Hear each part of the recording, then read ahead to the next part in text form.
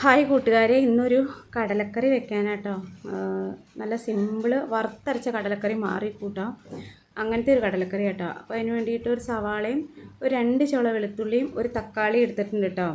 അപ്പോൾ അത് നന്നായിട്ട് കഴുകി, കടല തലേദിവസം കുതിർത്ത് വെച്ചേക്കുന്ന അത് വെള്ളം ഒഴിച്ച് കറക്റ്റ് വെച്ചിട്ടുണ്ട് കുക്കറിൽ. അപ്പോൾ സവാള നന്നായിട്ട് കട്ട് ചെയ്തിട്ട്, ഒരു സവാള അരിയുണ്ട് കട്ട് ചെയ്തിട്ട് അതിലോട്ട് ഒരു കുഞ്ഞ് വെളുത്തുള്ളിയും അരിഞ്ഞു, പിന്നെ ഒരു തക്കാളി. ഇത് വെള്ളം കുറച്ച് ചാറ് ഇവിടെ വേണം. അപ്പോൾ ഇപ്പോൾ അരിഞ്ഞതിൻ്റെ പകുതിയായിട്ട് അതിലോട്ട് ഇടണോളൂ. ഇവിടെ നല്ല ചാറിൻ്റെ ആൾക്കാരായതുകൊണ്ട് ഞാൻ വെള്ളം കൂടുതൽ വെച്ചിട്ടുണ്ട്. പിന്നെ അതിലോട്ട് ആവശ്യത്തിനുള്ള മഞ്ഞൾപ്പൊടിയും പിന്നെ മല്ലിപ്പൊടി 1.5 സ്പൂൺ മല്ലിപ്പൊടി ഇടുന്നുണ്ട് കേട്ടോ. മല്ലിപ്പൊടിയും പിന്നെ മുളക് പൊടി ഞാനിപ്പോൾ ഇടലാന്നോർത്ത് ഇളക്കിയതാട്ടോ. അത് കഴിഞ്ഞിട്ട് പിന്നെ ഓർത്ത് തന്നാൽ മുളക് പൊടിയും കൂടെ അങ്ങ് ഇട്ടേക്കാന്ന് ഓർത്ത്. പിന്നെ വഴറ്റിയിട്ട് നമുക്ക് ഒന്നും കൂടെ കടലയൊക്കെ അരയ്ക്കാനുണ്ട്. അപ്പോൾ അത് കാരണം പിന്നെ ചേർക്കാമെന്ന് ഓർത്താൽ. പിന്നെ ആവശ്യത്തിന് ഉപ്പും ചേർത്തിട്ട് പിന്നെ ഞാൻ മുളക് പൊടിയും കൂടെ ചേർത്താട്ടോ അടുപ്പത്ത് വെക്കണത്. മുളക് പൊടി എരിവിൻ്റെ അനുസരിച്ചിട്ട് ആവശ്യത്തിനുള്ള മുളക് പൊടിയും ചേർത്ത്, കടലയ്ക്ക് ഏകദേശം നല്ല വേവുണ്ടല്ലോ. വെള്ളം ഇതിപ്പോൾ അധികമായിട്ട് തോന്നുന്നുണ്ട്, പക്ഷെ അത് ചാറ് ഇവിടെ അധികം വേണതുകൊണ്ടാട്ടോ. അപ്പോൾ മുളക് പൊടിയും കൂടെ ചേർത്ത് മിക്സ് ചെയ്ത് പിന്നെ കുക്കർ അടച്ചു. ഒറ്റ വിസിൽ വന്നിട്ട് പിന്നെ സിമ്മിൽ ഒരു 5 വിസിലും കൂടി ഇട്ട് കഴിഞ്ഞപ്പം കടല വെന്തു കേട്ടോ.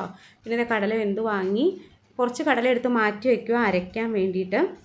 എന്നാൽ അതിനൊരു കൊഴുപ്പ് കിട്ടുകയുള്ളൂ. അപ്പോൾ വേറെ നമുക്ക് തേങ്ങ ഒന്നും വേണ്ട. അപ്പോൾ അതേ ഒരു പാൻ വെച്ച് കടുകൊക്കെ പൊട്ടിച്ച് അതിലോട്ട് ഈ അരിഞ്ഞ് വെച്ചേക്കണതിൻ്റെ പകുതി സവാളയും തക്കാളിയും വെളുത്തുള്ളിയും കൂടെ ചേർത്തു. അത് നന്നായിട്ട് വഴറ്റി കഴിഞ്ഞിട്ട്, അത് പെട്ടെന്ന് തന്നെ വാടി കിട്ടും, ശകലമല്ലേ ഉള്ളൂ.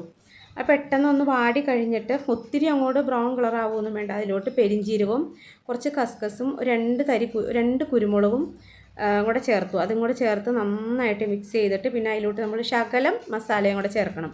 മല്ലിപ്പൊടിയും ഒരു ശകലം മുളക് പൊടിയും കൂടെ ചേർക്കും. മഞ്ഞൾപ്പൊടി ഞാൻ ആവശ്യത്തിന് വേവിക്കാനായിട്ട് ഇട്ടതുകൊണ്ട് പിന്നെ ചേർക്കേണ്ട കാര്യമില്ല.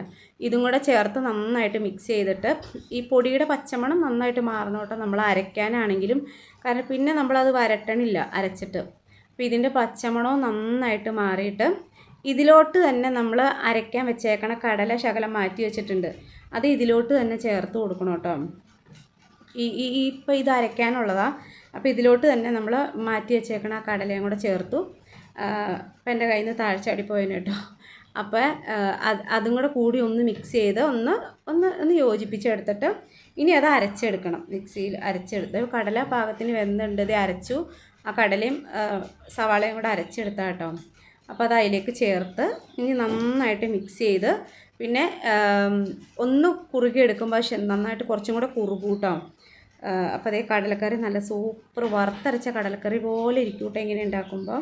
അപ്പോൾ അറിയുന്നവരുണ്ടാവും, അറിയാത്തവരുണ്ടാവും. പിന്നെ ചാനൽ കാണുന്നവർ ഒന്ന് സബ്സ്ക്രൈബ് ചെയ്യണം കേട്ടോ.